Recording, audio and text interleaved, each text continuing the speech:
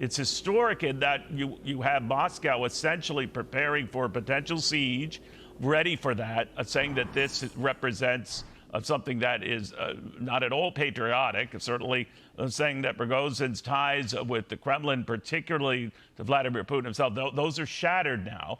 But he is so far, that is, Prigozhin is not running into much resistance on his way. What do you make of it? Yeah, it's quite breathtaking, Neil. Certainly, we watched this unfold for months, where Prigozhin was criticizing the Ministry of Defense, certainly the minister himself, the head of the Russian military, Gerasimov, and it's very specific criticism of their incompetence in running this war. And he kept it up and up. Now, Putin has always permitted division among the groups that are supporting him because he never wants a particular group to gain so much power that it could threaten him. But I think Putin clearly made a strategic error here in permitting Prigozhin to keep going on with this and not stopping it before it led to this. Just to unpack it for our audience, I mean, I don't think we can draw conclusions as to what the outcome is right now based on the facts we know, because even those involved in this don't know that outcome and certainly some of the implications of it. But we can take a look at a few things. What Prigozhin is doing with Rostov is this Southern Military District headquarters. He's got it hostage, and he's going to use that in leverage in negotiations if Putin is willing to negotiate. So he's got one group doing that, and that's where he's located himself. The second group is on the march towards Moscow, and they're north of Voronezh, which you have mentioned earlier. They bypassed that town.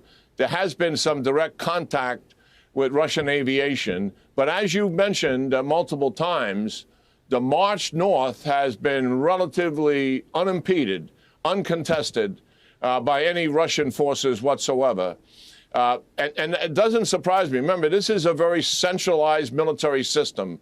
The United States military is decentralized. We empower tactical unit commanders to take action based on what's happening right in front of them. The Russian military, unbelievably centralized to a fault. So that could also explain the lack of response. And the other thing is, I mean, Neil, the Russian military, where is it? I mean, It's in Ukraine. That's where its focus is. And this headquarters that he's holding hostage, as you pointed out, is the headquarters responsible for defeating the Ukrainian counteroffensive. So he's on the move north, and Moscow is hurriedly trying to prepare some kind of a defense against these forces. We're looking at ISW, satellite stuff, somewhere in the neighborhood of 200 to 400 vehicles on the road. For our audience to understand, I mean, that's about a brigade-sized force. So it's not an overwhelming force. So certainly he's not going to, obviously, take down the government of Vladimir Putin. What he would likely love to do is seize the Ministry of Defense and go into further negotiations about changing out these leaders in the Defense Department and also how is the war going to be prosecuted. I think that is his intent. It is full of huge risk for himself and certainly for his forces now that Vladimir Putin has stepped up and said, this is betrayal, this is treason, and he's going to put it down. Now, the capacity that he has to put it down, interesting enough, Neil, the National Guard that's stationed in Moscow, recently organized by the tens of thousands, is designed to do what? Put down civilian protests and do it very brutally. They're not designed to fight a combat force that's experienced coming into that city. They will move other combat forces into the city to practice, not to practice, but to try to impede the movement into the city. But listen, they have never done this in 20 years. And we've seen Russian incompetence before.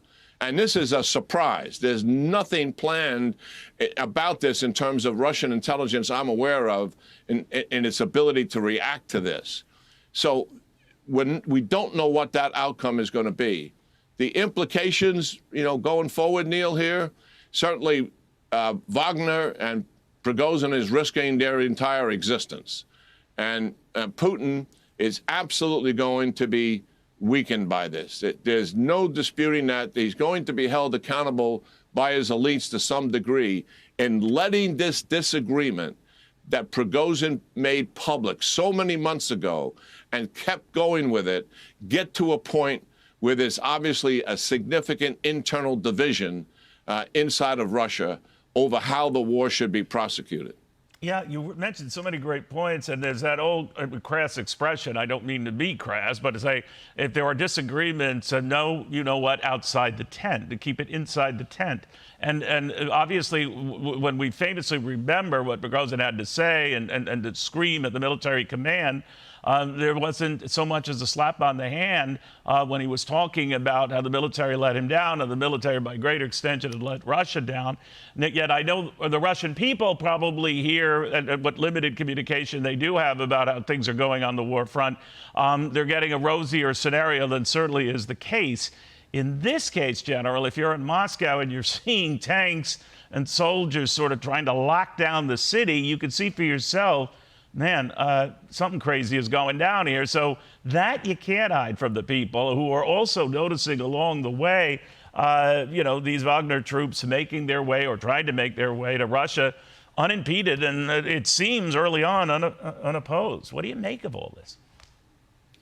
Well, a couple of points there. The other thing that was in Putin's mind in permitting Prigozhin, who is obviously a very close associate of his for many, many years, and executed an extension of Putin's foreign policy in Syria and certainly in Africa. And certainly he brought him in here to stop the bleeding in Ukraine and put him in some of the most vital fights that took place with the Ukrainians.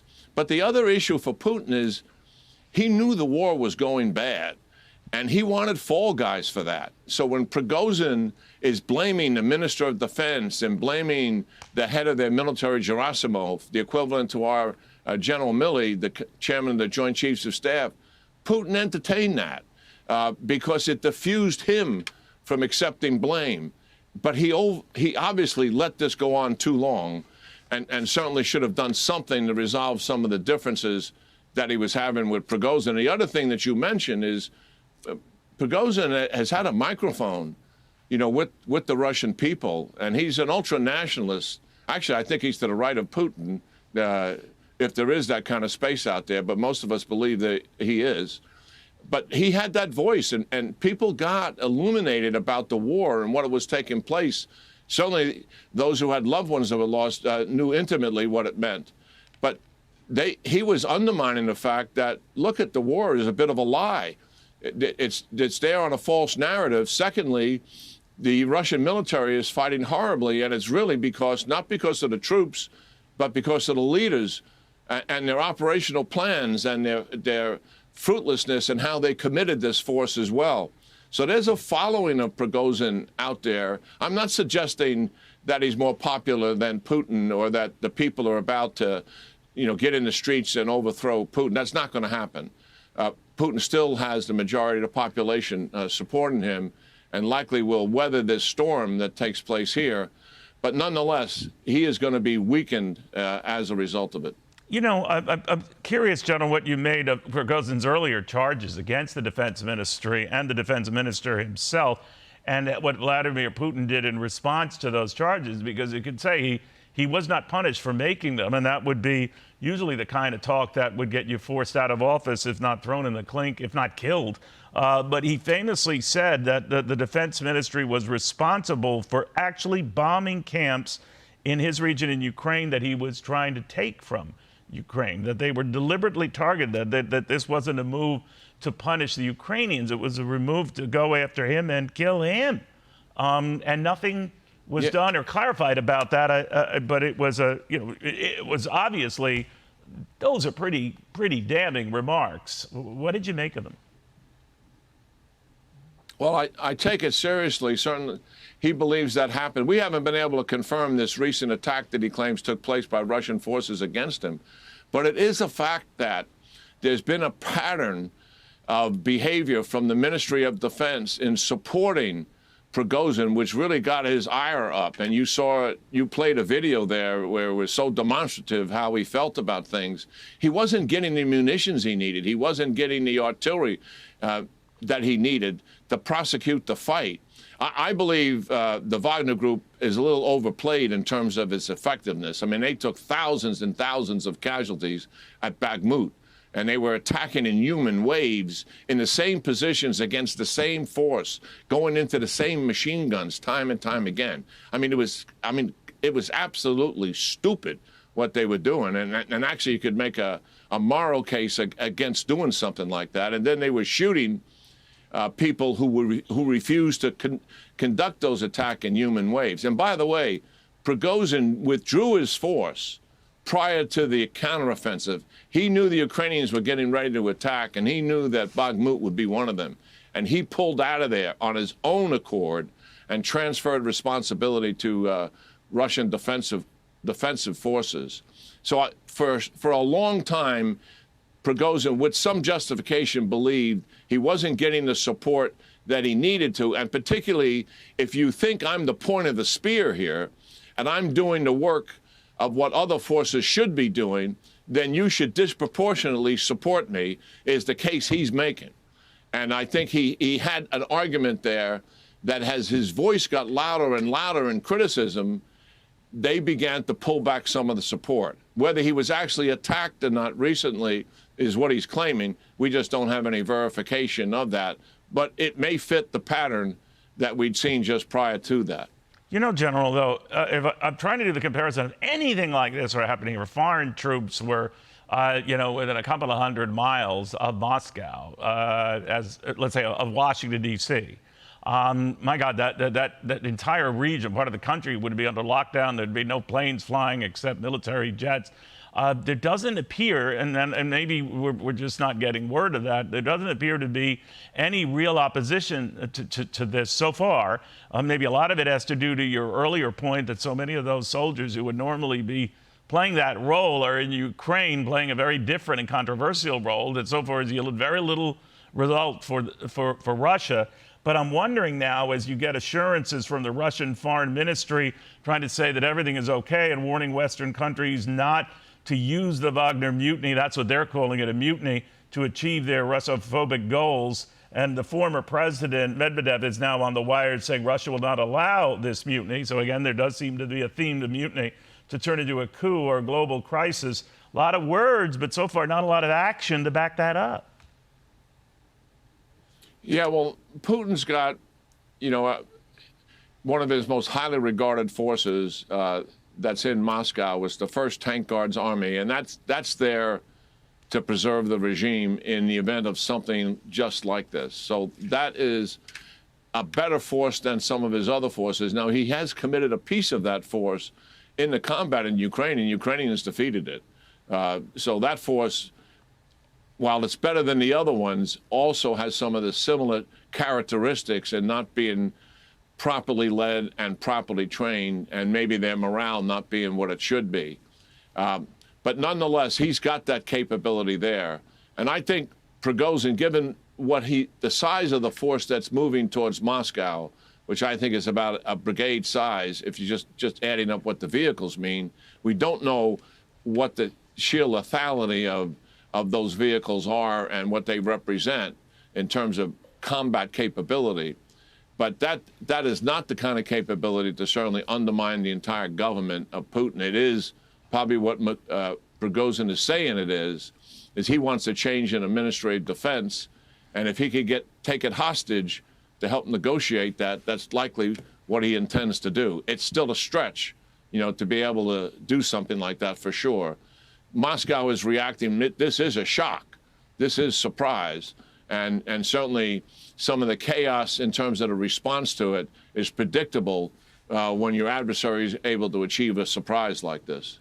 Final question. You've been very patient, General, but I was curious. A lot of people say, what is the parallel here? We will remember the Hungary uprising in history, famous in 1956. Soviet troops at the time brutal, and just a brutal takeover of Hungary to avoid dissent and protest and independence movements at the time.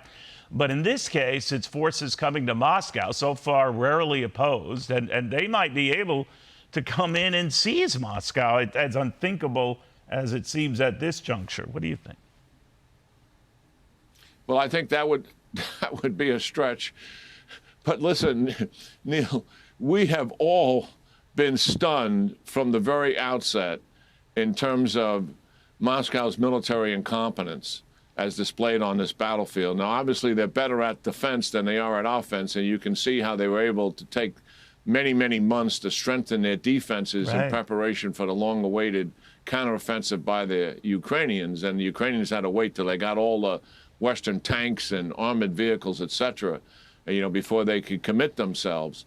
But nonetheless, it's still quite a stretch to think that Prigozhin's small organization that's moving on Moscow could unseat the Vladimir Putin and the security forces he has in that area. Then what are they waiting for, I think it's General? really what Prigozhin is attempting to do. Yeah, I'm jumping on you. I apologize, sir. But there are 25,000 soldiers, we're told, that are part of this mercenary group making its way to Russia. I don't know how many troops are now assembling in Moscow. I'm sure a far better number, bigger number than that. I'm sure they're preparing for something. I'm sure that they're trying to stop that long before it gets to Moscow. But just the fact that we're not getting any indication of that, what does that tell you?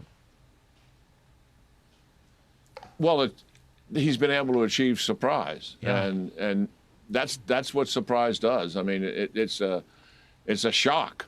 And people got to move very quickly. And remember, this is not something that Putin really had in his playbook. They don't practice something like this. And they've never had to do it in their 20 years. I mean, Putin, the most serious opposition he had was in 2011 over what the people perceived to be a fraudulent election, which it was. And they were in the streets by the hundreds of thousands. And that's why he organized this National Guard group. Those are the ones that you see in the black helmets, all dressed in black masks, billy clubs, and beating the daylights out of civil protesters. That is a well-organized organization, but it's no match for combat vehicles coming into town. He's got to deploy, and likely is deploying right now, his combat forces that are in the vicinity of Moscow to preserve the regime. I'm assuming they have the capability to do that. Well, the assumption, we'll see. It could be misplaced. But anyway, General, thank you so much for that.